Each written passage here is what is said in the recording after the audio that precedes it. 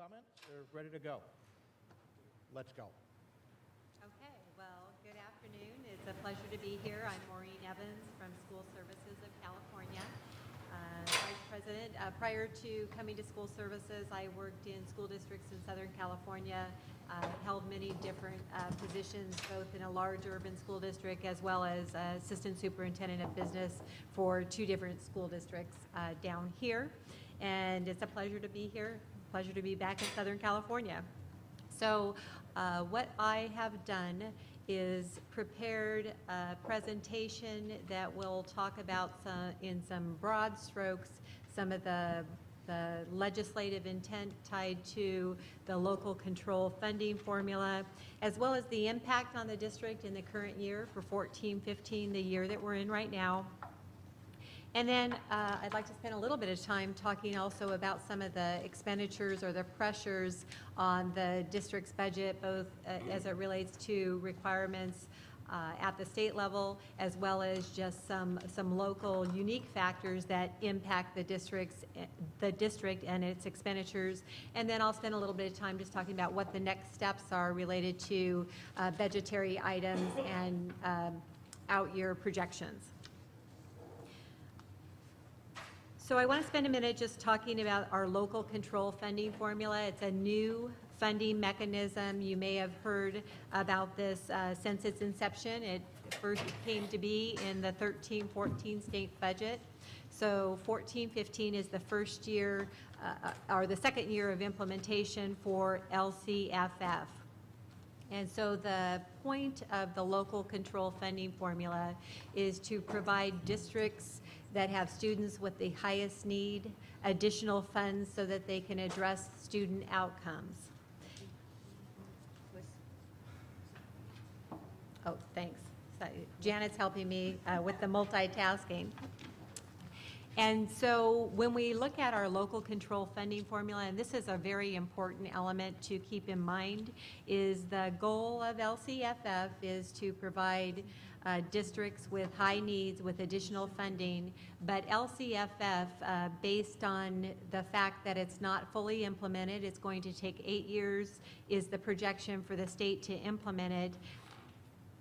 The goal of that is to get us back to our purchasing power that we had in 2007. So it's not providing significant additional funds to districts in addition to our last full year of funding under the old funding formula. The way that we receive money, districts receive base grant funding and then get additional dollars for students that are English learners or are of high poverty levels. So we receive additional funding on top of our base grant. And the local control funding formula is intended to do just that. It's intended to provide local school boards the ability to make decisions based on what their students need in order to improve outcomes in their district. Before you move on, just to note that foster youth is also part of that. Correct. Additional, just because it's not noted, but that way the audience can see that it's also foster youth. Correct, and that's a good point. With the foster youth, they're automatically included under the high poverty students, but that is a good point. It's 3 components. So we have English learners, students who are eligible for the free and reduced meal program, as well as foster youth. Thank you.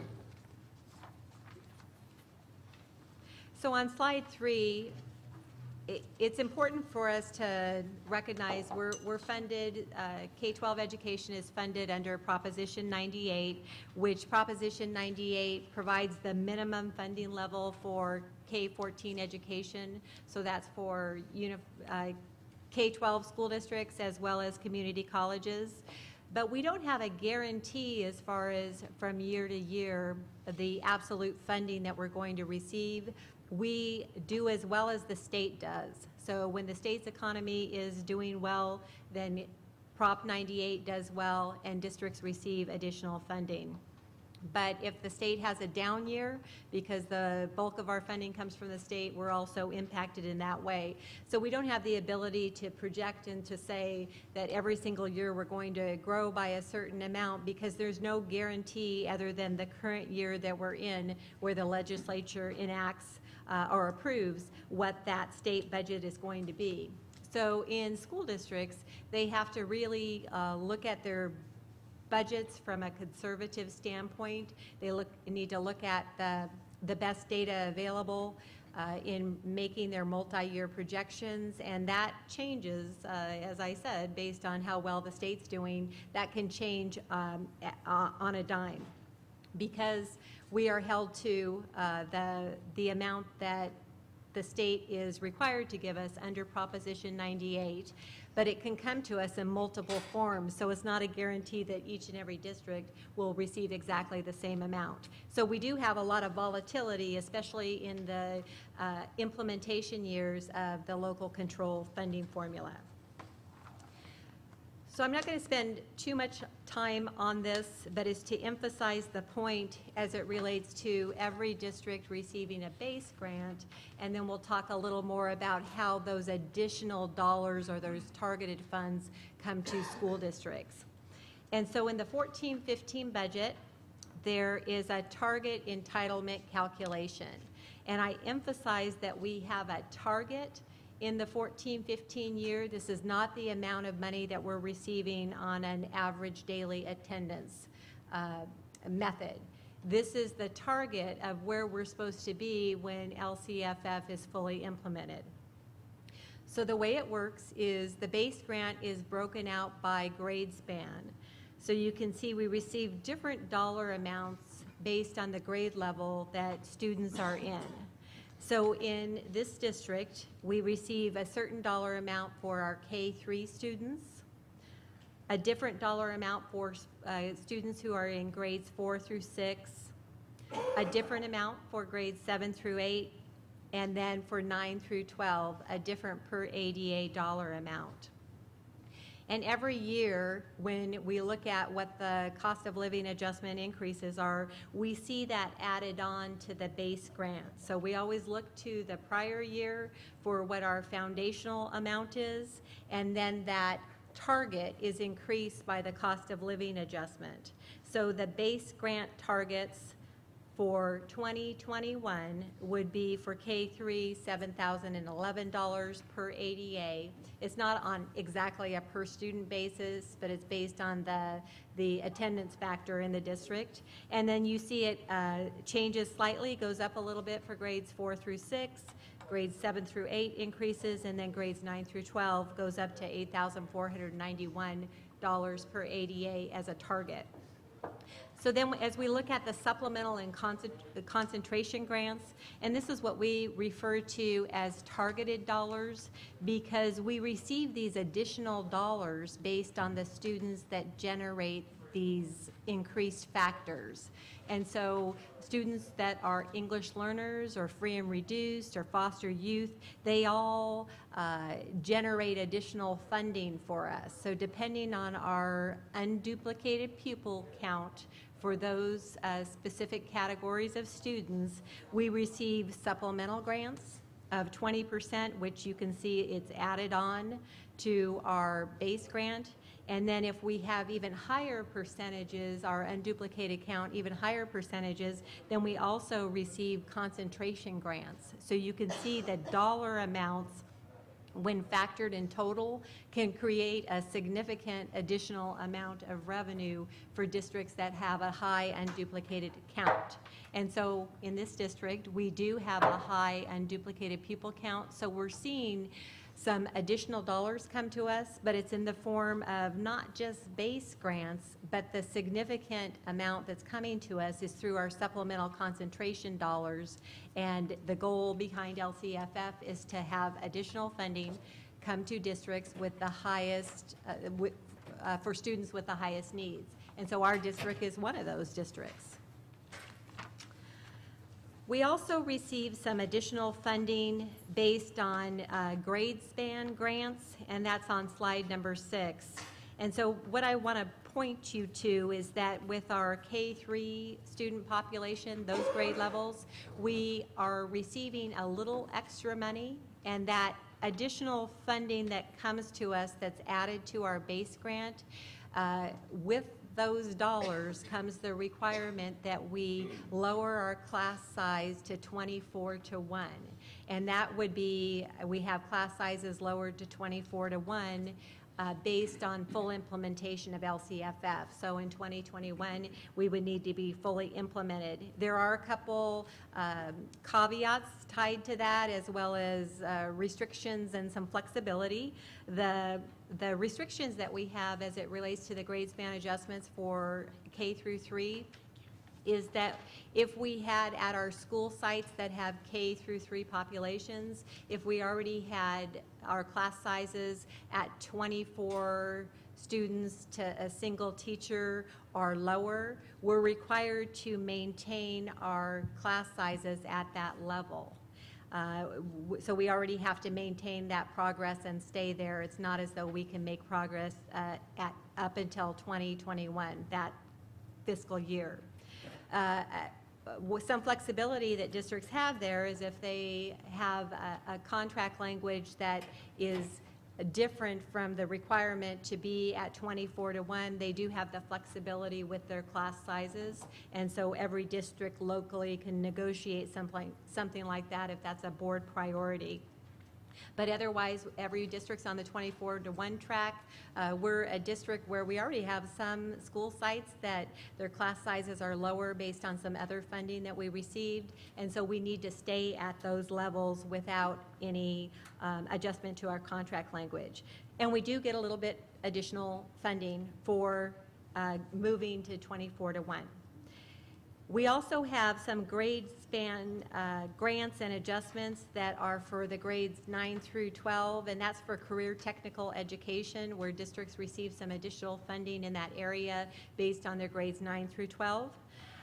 With our grade span grants on a per ADA basis, when you look at our percentage here in the district as far as our unduplicated count, we see that we have almost 95% of an unduplicated count. So that means that we receive our base funding, but the significant dollars that we're getting in new money from last year to this year, it's tied to our supplemental concentration funding. So we're 95% unduplicated count district. We have a high number of English learners and free and reduced and foster youth. And so that's how we get to that 95%. Every year a district has to track that and report that out to the state.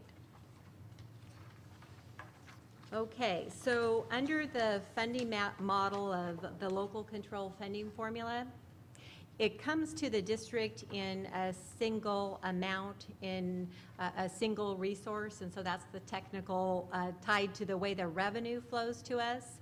But there are two distinct categories in that LCFF funding.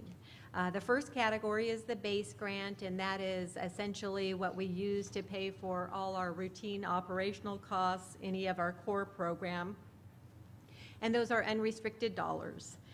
The supplemental and concentration funds, they come to us and they need to be used in a targeted manner for the students that generate those dollars. So we need to ensure with the targeted funds that we're identifying increased or improved services to students. And because we're a high percentage of our unduplicated count at 95%, we can look at strategies to increase or improve services across the district, because district-wide we have a high percentage of students that meet the criteria and that are generating those dollars.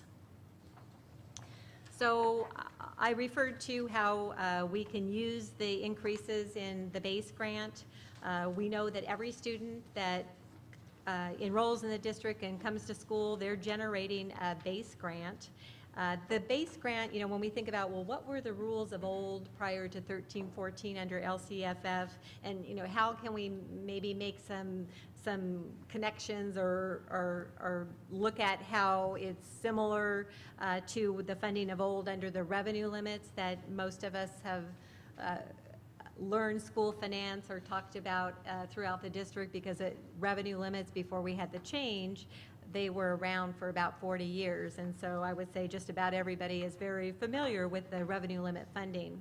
Well, our base grant increase, it's not identical to the cost of living adjustment that used to be applied when districts received COLAs, used to be applied to the revenue limit.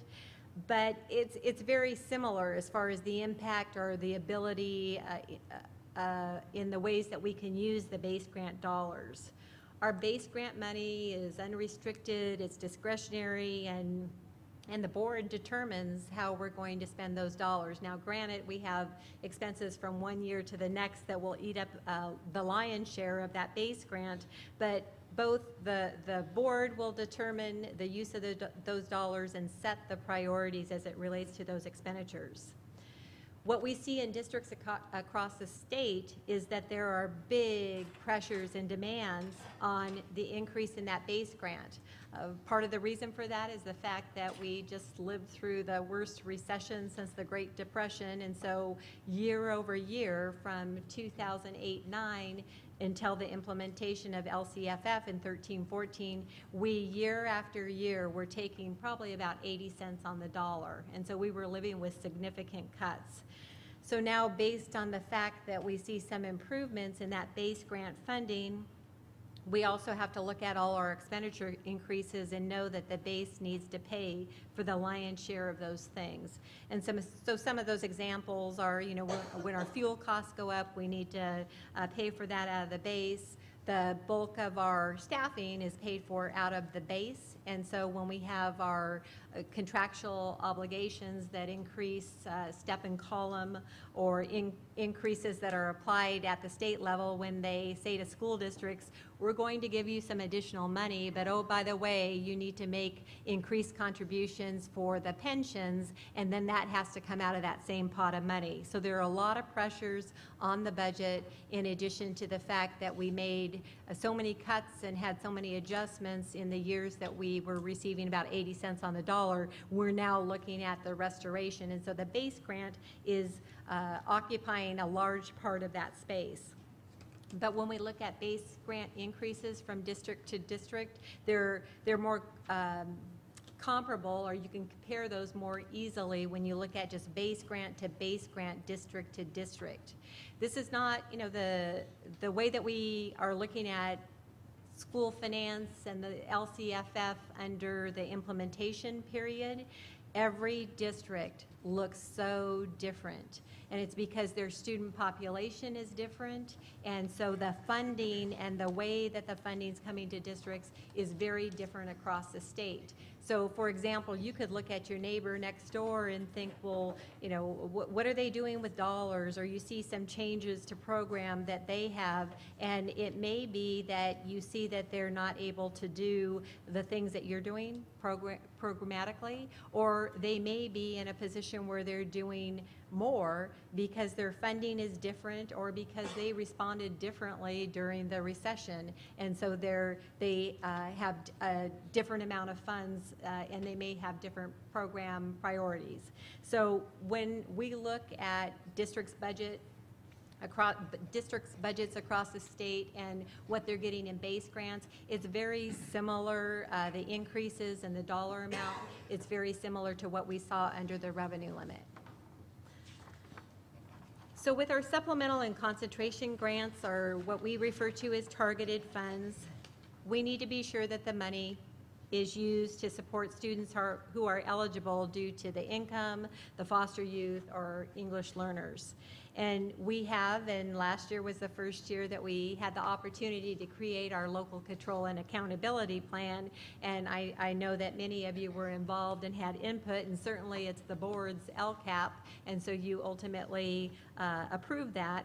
But you determine the support needed related to those supplemental concentration dollars, and then the resources are the dollar amounts that you're allocating for those services. So that's something that is, the LCAP is structured in that way so that we can really identify the services to all students, and then the additional improvements for the students that generate these targeted funds. So how can we use these targeted funds, you ask? Targeted funds, they're not the same as what we knew from prior categorical or restricted funds, but they certainly have the characteristics. They're directed to particular students to compensate for particular needs.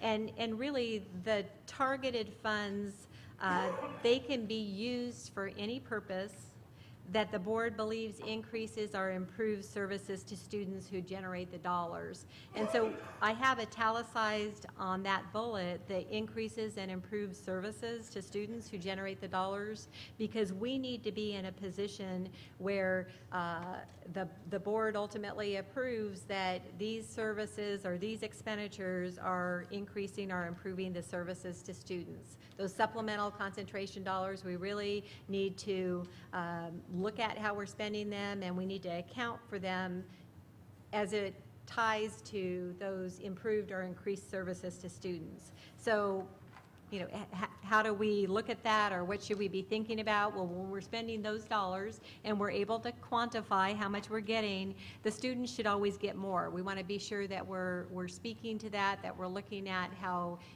increased or improved services help student outcomes, and when we're using supplemental concentration dollars, it's going to be based on services to students that generate the dollars. In your district, that would be all students. So I want to just spend a minute talking about negotiations under the LCPF and kind of make some connections to how they're similar and how we need to look at the dollars that we receive to really follow the legislative intent and to really make sure that services to students are provided. So under the rules of old, when we had revenue limits, we had categorical programs, so restricted programs. And when you looked at negotiations and just looking at across the board increases, you didn't look at the categorical dollars that you were receiving to include those additional revenues as how much could be applied for across the board increases. So categorical programs and targeted funds under LCPF, they really look very similar. We need to be sure, though, under LCPF, because we do have local control, there's not those same specific restrictions tied to what we had through categorical programs. But again, we need to make sure that any increase is used for LCAP strategies for the targeted students. And then when we look at revenue limits from prior years, base revenue limits and our base grant, it really looks the same. We can use it for any discretionary or unrestricted purpose. So those would be the way to categorize and to look at the funds that are coming to the district, knowing that even though it flows in one way, it comes to us in two different pots. So as part of my work for the district, I looked at the district's budget, asked many clarifying questions, did some trend analysis, but also looked at the current year funding and the improvements that the district's seen as far as revenue from last year to this year. And so the district is seeing from last year to this year on a per ADA basis, a $1,130 per ADA increase. But out of that, we need to then calculate how much is coming to us in base and how much is coming to us in supplemental concentration funding. And this is on a per ADA basis. We're getting about $340 per ADA in the base grant, and then the balance of it comes to us in those supplemental concentration dollars, which need to be used for specific strategies. We need to ensure we're using the dollars to increase or improve services. So either quantitatively or qualitatively, we need to make the nexus in how we're spending those dollars. And so I went further and I looked at, well, as an increase from last year to this year as a percentage of revenue, what does that look like in the base grant as a percentage and the supplemental concentration? And you can see the breakout, as far as we are seeing revenue from last year to this year on a per ADA basis, it's increasing by more than 15%. But the lion's share of that is coming to us in those targeted funds and the supplemental concentration. And so the emphasis will be on, how we spend those dollars and make that connection to these dollars going for targeted services. So our base grant increases in 14-15. On the prior slide, we can see that I calculated it out to be $340 per ADA. That equates to about 4.64% in our new base grant revenue. Well, I talked about earlier that the base grant has a lot of pressures on it as far as what it needs to pay for. It pays for our core program, pays for fuel, pays for all the on the natural increases that we have. And so I just took a quick shot at the 4.64 and how we would look at some of those offsets that naturally come in the budget. So from the 4.64, I took out the estimate that step and column costs are 1.5%. We have in our district budget and requirements, we have increases related to the district's contribution to the health premium. And because we have an uncapped plan, our costs go up every time the premium goes up. There's not cost controls for the district portion. And so that's about, when we look at our revenue, our expenditures associated with that, it's about 0.75%. We also then have the state teachers retirement system increase, as well as the public employee retirement system increase. So the district is required to, based on its payroll, they're paying into the pension at a higher rate. Now keep in mind, even though we receive some additional funding, there's no funding on top of that or no revenue on top of that to pay for the STRS and PERS increases. So we would need to take that out of the base grant and what we have available for other board priorities. And so if we looked at that, took out 0.25% as an estimate, and then look at any of our other cost increases, once we quantify those items, you can see I've got estimates on some of those. Once you take out those estimated offsets, there's about 2% remaining for everything else, any other board identified priorities. So you can see that base grant has lots of pressure on it, and our supplemental concentration, unless we are able to look at how that provides increased or improved services to students, we're not able to access that for everything else, for the expenditures that we have in our core program. And just I guess later on, you probably don't have it now, but can we get the actual dollar amounts? That's, like when you have 1.5%? Yes. So those dollar amounts, that number would need to be quantified. Yeah, yes. That would help us. Okay. So then we have the multi-million-dollar question, and we answer this often as it relates to our supplemental concentration dollars. Can we use those for compensation? And the answer is we can look at, and it's easy to identify how we could use supplemental concentration for quantitative measures. So for example, if we're adding more staffing to lower class size, or we add additional staff for remedial programs or tutoring, that's very easy to see how that could, how salary and benefits could come out of that. If we add professional development, increase our instructional minutes, anything related to those improvements, it's very easy to look at the fact that that's quantity, and so you're able to make that connection, especially in a district that is such a high percent of unduplicated count and generating the supplemental concentration dollars that you are. Yeah. Yes. I just want to add, I've been on a board when the demand for teachers is high, and so I know that finding ways to keep your teachers here locally does benefit the students. One of the things that we have problems with as the demand for teachers increases, and that more people compete for the teachers, is that we'll get more inexperienced teachers, which causes a problem, and you lose some of your best and brightest.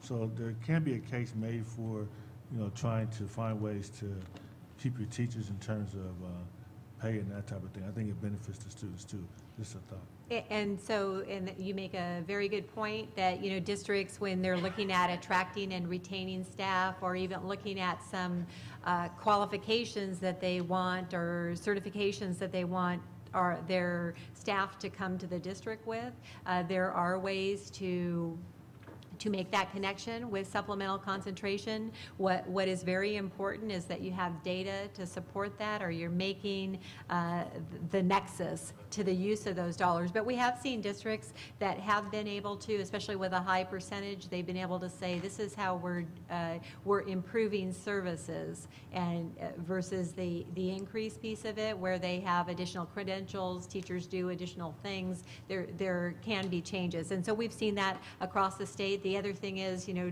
do we have the ability to attract and retain? And if we if we have data that shows we don't have that ability, then that would on the natural show that if we have continuity, that would assist students with outcomes. Yes, ma'am. Could we, as a board, also give additional incentive or money for coaches, for literacy coaches and math coaches, I would think?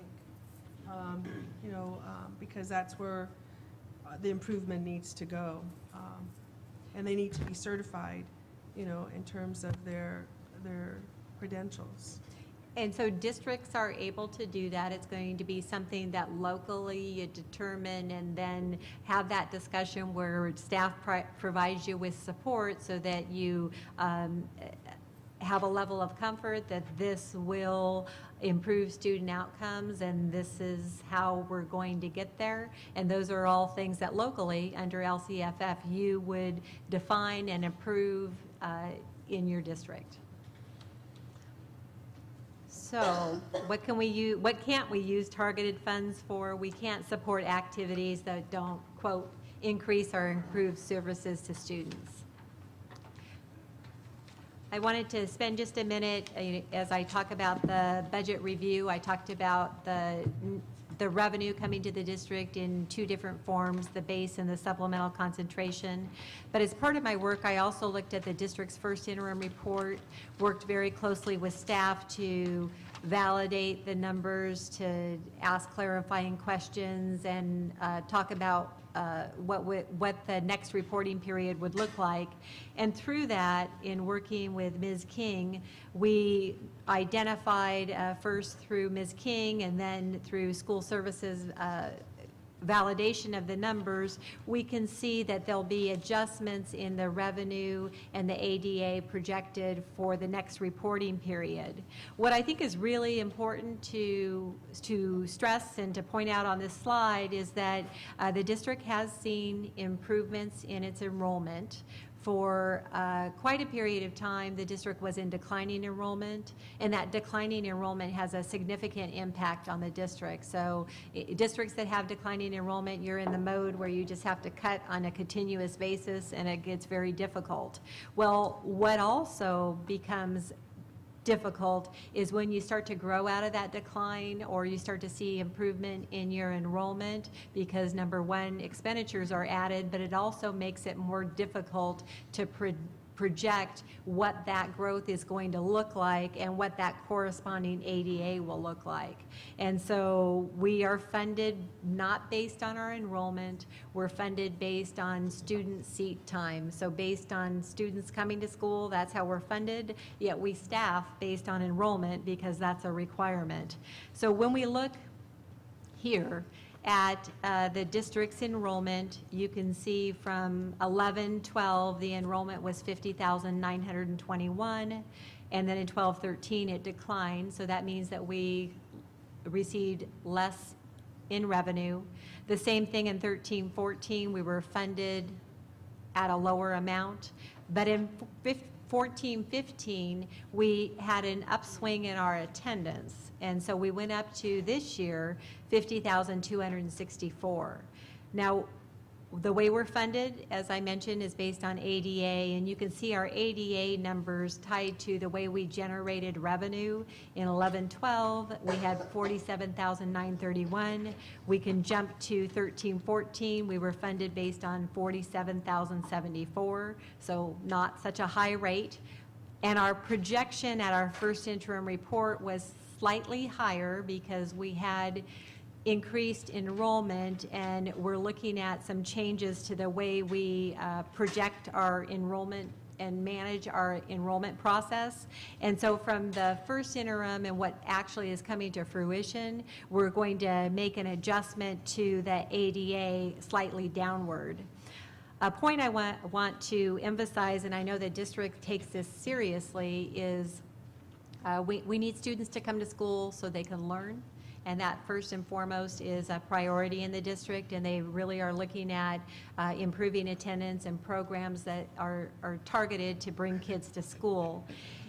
And so the district currently has, based on last year, their ADA ratio, so their student seat time to enrollment ratio was at 94.4%. When a district can improve that percentage, they generate more revenue, but they also have kids at school. And so I would expect that, you know, as you look at the actual and the projected enrollment in ADA, you can see each year how there's slight improvements to that ADA ratio, and that's really important to watch. And so in 11-12, our ratio was 94.1%. 12-13, we went up to 94.3%, and last year we were at 94.4. So our average trend over those 3 years is 94.3. The district will make some adjustments at the second interim, but every time we can improve that, we improve the opportunity for kids to learn, but also the revenue we can generate so we can provide services to students. On slide 16, we took a look at the district's reserves as part of our budget review and looked at the high point based on the trend analysis that we did for the district. And you can see in 12-13, our high point for unrestricted dollars was at about 45 million. You can see we quickly spent down some of those reserves, both in 13-14 and 14-15 we're projected to do that. As a district, we're required to have a 2% reserve level. That's our reserve for economic uncertainty. For this district, that's about $11 million. When I look at district's reserves, you know, is 2% enough? I would say absolutely it's not. When I look at the district's average payroll on a monthly basis, it's about $27 million. So the recommendation would be that we not slash our reserves so we don't have appropriate cash. We do see in the out years some improvement based on the governor's budget and projections for the out year, but again, we haven't addressed what some of those expenditure obligations will be in the out year. Yeah, I just want to say, just because I think the most important numbers we get are the unaudited actuals that we get, and they only come in unless something's changed in September. Right. Because you really can't, I don't know how you list something as a unaudited actual in the future, because it's either a projection or it's an actual. So Correct. To me, you know, if you're going to say this is based on unaudited actuals, then you couldn't go into 2015-16. So you couldn't do 2014-15 for that matter. You're right. And so this is, the source is both the unaudited actuals, so the way that you closed 13-14, and then it's also based on the last reporting period approved by the board, the first interim multi-year projection. So those are the two sources. So the projections are for 14-15, 15-16, and 16-17. So you're absolutely right. We're showing the trend from 11-12 through 13-14 of what actually happened, and then the slash is for the first interim, the MYP, that, you know, it hasn't come to fruition. We don't have the actuals. And then another clarification is the when you say unrestricted ending fund balance, and then you talk about it in terms of district unrestricted reserves, to me it's almost like two different things also, because the ending fund balance, part of the makeup of it will be whatever we deem the reserves are, right? But the ending fund balance is more than just the reserves, right? You know, I'm only saying. Yes, there are various components to the ending fund balance, yes. Only because we have new board members, and Correct. It's hard to grasp. And so when you put terms on the page, this is my personal opinion, it makes it more confusing. So, you know, when I talk to my fellow board members, I talk about the importance of looking at unaudited actuals. Yes, Because that's absolutely. the only time you actually see the real state of where the district is financially. And you only get those numbers in September. So Correct. I think it's just so that they're clear to know that unaudited actuals are not projections. And so that's a big difference. So unaudited actuals are the way the district closes its financial records for any fiscal year. And to your point, we don't receive or have the unaudited actuals until mid-September, sometimes September 1st, if we're really able to close everything out and receive all the data we need. But that, when we close the books and have the unaudited actual data, it's based on everything that happened last year as of June 30th. So one of the reasons, though, that we do look at the projections going forward is to know where we may be. So if we need to make corrections to maintain our reserves, we have the ability to do that for the out years. But absolutely, the point that you would look at with the unrestricted ending fund balance would be to look from 13-14 back. The point here is in 13-14, we spent down some of our reserves, probably about a third of our reserves. Yeah, And the the important part is, minimum requirement there is about 2%? 2%, which is about 11 million. 10 million or so, Correct. about half a billion, right? Correct. and I think the important part is when you list 2014, 15, and the rest, then it would be projected, Correct. which is a big difference. Right. And how come we're going up again? Why are we going to have double our reserve need in the 16, 17? That would be based on projections for implementation, continued implementation of LCPF, but not yet with any expenditure obligations. But you're making my point. And my point Yeah, is, I'm not the sure I get reserve's that. not the same thing as your total ending balance. Right. The balance is made up of a whole lot more. Yeah, I'm So- not sure why we'd want to carry this much in unrestricted reserves. I mean, because we're not going to get another $500 million. But they're not. And, you know, So well, the- it's and to your- projected. I to know the- it's projected. to the I don't point- understand this one. The Okay. projections is all. but- All right, and so in our projections, our multi-year projections, why do we do those?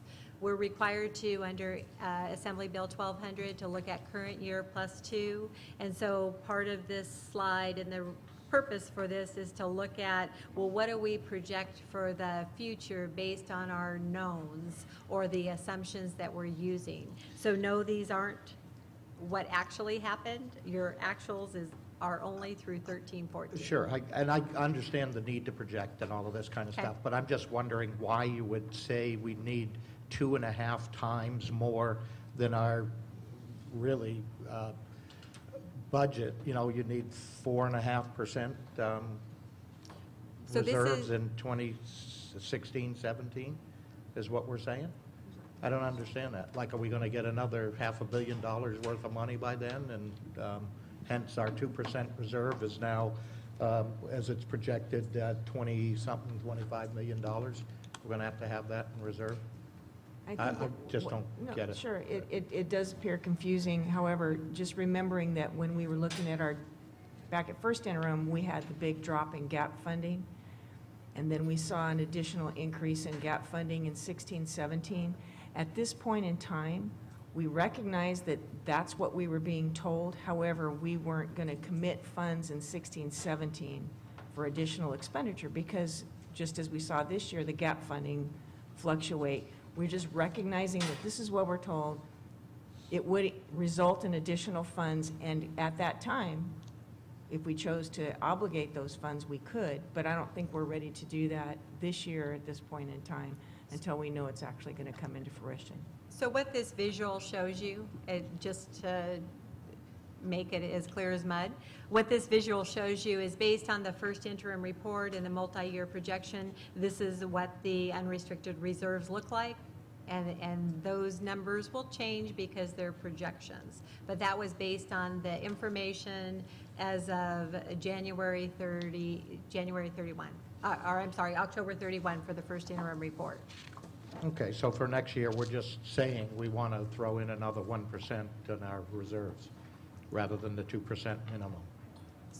So we're not saying that, it's a projection based, this is what was approved at the first interim report, just showing based on a static point in time what your projections were as of your first interim report. So that's what has been approved. Like I said, I don't remember approving doubling our reserve, or, you know, going from 2% to 3%. I don't remember doing that, but that's okay. Whatever. Okay, so let's move on to some of that pent-up demand that you have. As it relates to the retiree benefit obligation, we are required to, every 2 years, have an actuarial done based on our other post-employment benefits. And as of our last actuarial, our obligation, our unfunded liability was $35.7 million. And so we have to, as a district, look at what we're going to set aside to account for that liability. The district has done a really good job in ensuring that other funds and other resources are assessed the amount for that unfunded liability, so they're appropriately applying the expenditures to deal with the unfunded liability to other resources and funds in the district. But when you look at the requirement for the cost, it increases the salary costs in order to address that liability by about 2.25% per payroll dollar. Currently, we have 370 retirees receiving benefits. That's based on the latest actuarial. And so as a cost, or what the district is addressing both in the pay-as-you-go for this, as well as the offsetting for some liabilities, is about $7 million that we have to just carve right out of the budget in order to address our retiree benefit obligation. So that's demand on the district's budget. So we talked a little bit about the fact that in statute and under Prop 98, there's no requirement for a certain dollar amount to come to districts. We're funded based on Prop 98 and how well the economy does. And so especially through the years of implementation of LCPF, we have to be especially careful and conservative about the revenues that we would expect to receive in the out years when we're creating our multi-year projections. And so the example I use here is based on what actually happened to districts across the state. When districts adopted their budget for July 1st, 2014, they used the best information they have at the time. That was based on the governor's May revision, where the projection from Department of Finance for next year, for 15-16, was that the gap closure for LCPF implementation would be funded by about 30%. Right after districts adopted their budgets using that information, the state, our Department of Finance, came out and said, well, we're going to revise our adjustments for what we're going to fund LCPF under. So for 15-16, it will be funded at a 20% rate. And so right there, districts that projected that revenue, their revenues were cut by about a third. And that was something that you saw in the first interim report, where there were discussions about we need to lower our revenue adjustments in 15-16 because Department of Finance projected a lower closure rate. So districts that were high LCPF, and that's you, when you're looking at the dollar amount that you would receive with a 30% estimate, that would be about $1,200. Well, the dip down then on average would be districts were just receiving slightly more than $800 per ADA. So you can see a district that stands to gain through LCPF also stands to have a little bit of a cliff to drop off if that funding doesn't come to fruition. And remember, there's no requirement to fund the out years, so we don't know exactly what we're going to get, and so we need to look at it conservatively when we're projecting our revenue. And so especially during the years of implementation of LCPF, we're looking at a lot of volatility, and so we need to be conservative with those MYPs. So how do we plan for the future? Well, we need to look at our multi-year projections. We talked a little bit about that, and I know there's additional discussion to be had in that area on our projections, especially looking at fund balances. But there are elements that I've talked about throughout the presentation that we need to consider. We need to look at just those expenses that naturally go up based on our contract obligations, based on increases in the outside world for how much stuff costs. And so we'll have step and column increases. We have our increases to our premiums, our employee paid premiums for health and welfare costs. We also need to look at, as part of our base grant, how we pay for our deferred maintenance needs, how we pay for our facility needs. We need to look at, can we access supplemental concentration grant dollars for those facility needs? How to improve facilities and an improved learning environment help kids learn. We have the PERS and STIRS increases that I talked about, our retiree benefit obligations, and all of that then has to be stirred up and included in our multi-year projections. So we'll see expenditures continue to grow year after year, and sometimes those expenditures don't keep pace with the way LCPF is being implemented. And what does OPEB stand for? That's other post-employment benefits. That's the retiree benefit obligation. So what are some of our budgetary risks as I look at your budget? Well, because the bulk of our funding comes to us through LCPF, and that's based on ADA generation, we have some fluctuations there that we'll need to monitor and conservatively budget for our expected increases in ADA. Last year, what we saw in the unrestricted general fund is we had deficit spending, meaning we spent more last year than we received in revenue by $11.7 million. And right now, the projections as of the last reporting period would be that we continue to deficit spend. We'll see some changes, and I'll talk about those in a minute, that will improve some of those out-year expectations. Our QEIA funding, this year's the last year of that funding, and we have a lot, the way QEIA worked, we have a lot of staff tied to that revenue source.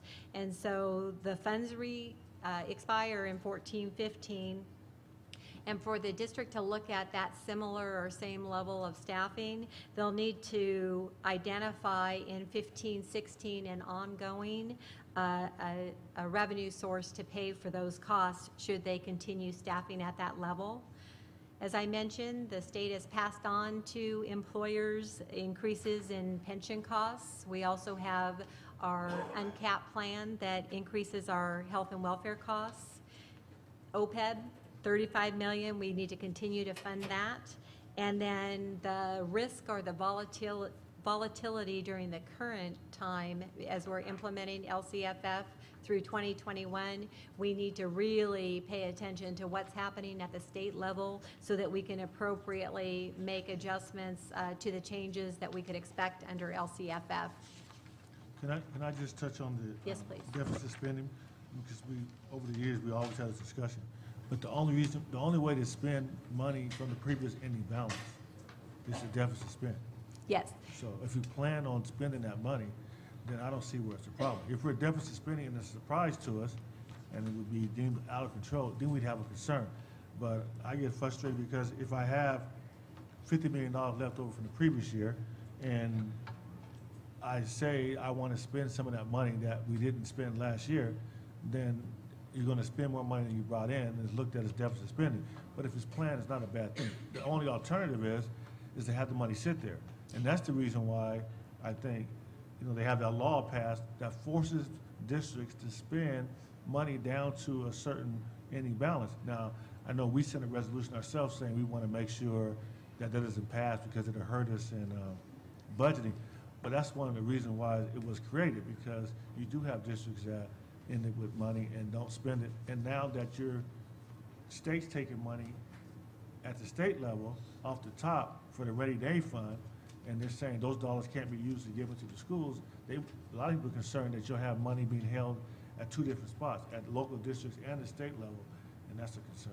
Okay, and so I appreciate, I want to address all of those. So to your point that deficit spending, you know, the technical term tied to that is that in any fiscal year, if your expenditures are higher than your revenues, then your deficit spending. So you are correct.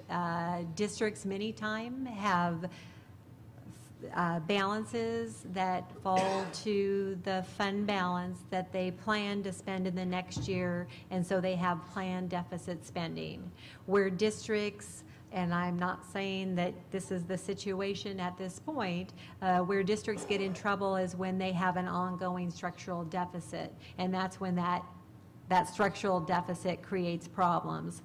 Stating the point that you did spend down some of the fund balances from 12-13 by 11.7 million, and that was based on the district restoring programs, providing increases, so expenditures went up, and so the district looked at that and recognized that they were going to deficit spend in 13-14, and expenditures were higher than revenues. To the point related to Proposition 2 and the rainy day fund, you know, what's interesting about that is the state has no obligation through the rainy day fund to backfill or support districts should and when the economy has another downturn. And so there's no requirement that any funds set aside at the state level will automatically go back to districts under Proposition 98 or that restoration. I think another important point, and I'm so pleased to hear that the board took action to say, you know, technically that's not a good idea for the state to impose what districts should have as a reserve, because every district is so very different. And so that's not a good place for the state to be in as they look at the fact that we should have local control. So locally we should determine what our needs are. From one year to the next we could require higher reserves so that we could have that planned deficit spending, and essentially that could handcuff us. The other point that I would make is it's interesting because with Prop 2, the only agencies that are impacted are K-12. Doesn't impact community colleges, doesn't impact county offices of education, so K-12 are the only agencies that are held to this. So it creates a problem for districts locally who have really good plans, really good goals, and are looking at the use of those dollars from one year to the next for improved student outcomes. So that would just be something that I really do believe, and I think that you're taking the right position and you are managing your budget locally, and so you're to be commended in that area, because it's important that you do maintain that control. Maureen, I'd like to see if we could, you know, plow through the rest of the charts and give some folks a chance to ask questions in the audience and things. And Thank I know you. we're kind of running towards the end so here, so we're on the last slide. Thank you, I appreciate that. Get me off that soapbox. And so the next steps are on the last slide. You know, what are you going to see next? You'll see a second interim report that'll come to you in mid-March with some adjustments to revenue based on the ADA adjustments I talked about. We're going to see budgeted expenditures change based on adjustments based on this time of year. And then our multi-year projection, we're going to be able to go up to what the governor proposed of 32.19 and 15-16. We do also have in the governor's proposal some additional funding that should come to school districts, and that'll be in adult education, $6 million for this district, as well as some discretionary funds of $8.5 million. So you'll see those in the multi-year projections. With that, I'll open it up to questions. I really appreciate it. Thank you. Great. Let's go around the table. I see Dr. Hill, and of course anyone in the audience can come up to the microphone and ask some questions too. Dr. Hill. Thank you. Thank you for the presentation. I just have two quick questions. And one, as we talk about outcomes and accountability, there's data that shows that high school starting late causes an increase in productivity with high school students. So can any of the discretionary funds be used to start a late, a starting time? that is if the board decides it's something we want to consider, starting high school. Like, so can some of the funds be used for that? That's one question. And my other one, what about Saturday school, like an academy? Can funds from here be used for that as well? And so what you're talking about is research-based changes related to late start, that kind of thing. And that would certainly be something that as you look at how does it increase or improve services, you can make that connection. With Saturday academies, if that's more, that's additional services to students. So again, I would just go back to the broad language in the law. They increase or improve, and that is what districts and boards approve as long as they're making that nexus. Okay, thank you. But that 8.5 then for the discretionary, that could be used for that then? Could that be used for that? The $8.5 million that the governor has in his proposal is about $180 per ADA that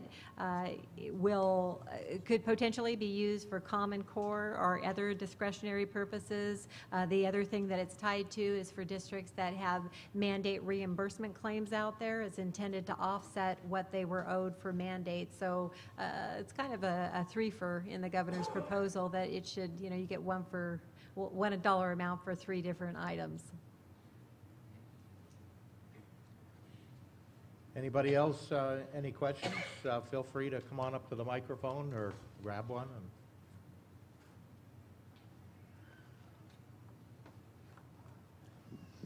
Ashley Vitasakala, SBTA Vice President. I'm just wondering about the $35 million for the post-employment benefits. Why is that number so high? Because I know we had several sunshine, golden handshake things that happened over the several years, and that number should be going down. So I'm really confused as to why it's up to $35 million now. Can you explain that further, please? So that's based on the district's actuarial, where they contract out and an actuary comes in and looks at all the outstanding liabilities and projects into the future. Even though you may have had changes, those changes take a long time to buy down. It's similar to what the state's looking at with STRS and PERS, where it will take them many, many years in order to offset the liability that's out there with STRS and with PERS. And so the actuarial looks at all your data for what current obligations are, and that and then what they can potentially be based in the future based on your employee contracts, your employee and your employee composition. So can we get the trend data on that, like where we're at now and in the future? So you'll the projections.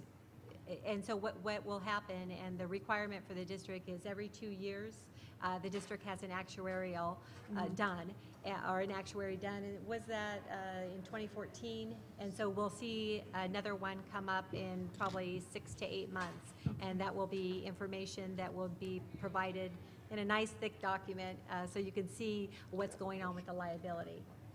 Just to clarify as well, I think the question that you were referring to were the SERP payments. The SERP and the OPEB are two very... Okay, the OPEB is the other post-employment benefits, basically health and welfare, those type of things. The SERP payments were early retirement incentives to be paid over a number of years, and those have already been taken into consideration in our projections. It's not the liability. The SERP and the OPEB are two different things. And I think this was an issue that we didn't know until recently how the governor's going to address it. The governor chose to say we're going to use some of the money out of local control funding he said he chose to use some of the new funding for schools to pay for this gap in retirement funding, right? So through legislation, a bill was passed, right. And so now employers, meaning local agencies, they pay at a higher rate. Right. And so the bulk of the requirement is passed on to local agencies, but you didn't receive additional funding to pay for that, yes. So how did we project the repayment, so to speak, of that deficit?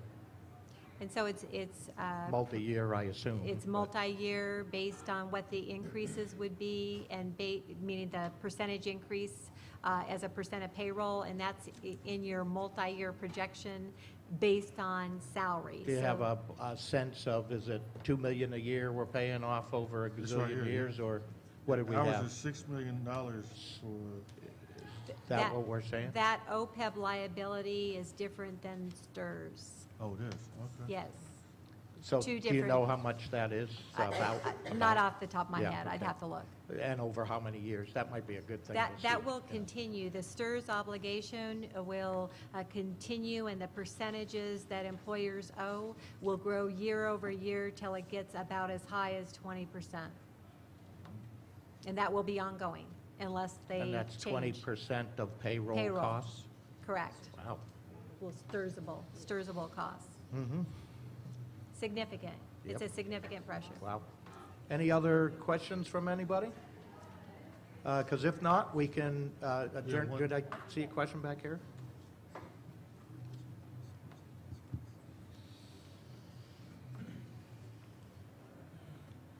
Okay, I'm Rochelle Capozio. I'm with CWA, and I guess I'm just shocked when 80% of our employees live outside of San Bernardino City. It seems like a misuse of LCAP funds to pay for retirement for those folks when the money is supposed to benefit the children in San Bernardino. That's all.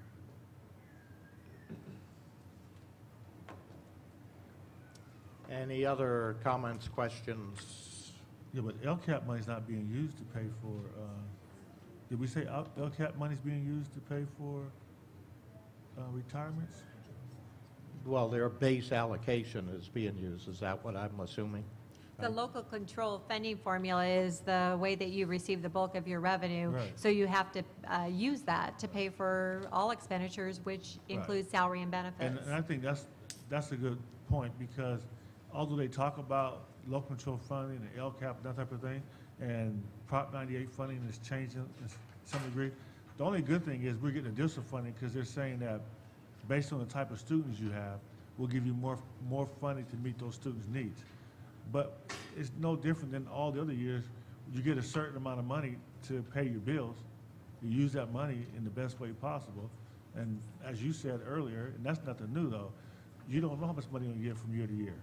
And to me, I'm not afraid of that because we've dealt with it in the past. For the last 7 years, we had to make huge cuts because based on the revenues the state received, we had to. Right. And it's the same thing. When we get more money, we can spend more money. When the money goes away, we have to make cuts. I would just to make a comment. Okay, yeah, go ahead, Barbara. I just wanted to clarify for the LCAP money, the concentration and supplemental funds, that can only be used for services to the students, the targeted students. So we receive supplemental concentration dollars, and the intent of the law is to increase our improved services to students. Right. Districts locally, the board will determine based on staff recommendations and other requirements, will determine how the use of supplemental concentration increase or improve services to students. As we talked about a little bit earlier, in general, some districts have looked at using supplemental concentration based on their student population and based on their needs. They have been, in many cases, been able to look at across-the-board increases. But again, you have to look at how those use of those dollars increases or improves services to students. So there's lots of different forms that can take, and every district's going to be different. Well, I like that you put in here on slide 14 that we could use the money to lower class sizes, to, have a longer school day or year, and parent involvement, which we are very committed to, and any other things that, like Dr. Hill said, Saturday schools, anything that benefits our students, so that's good.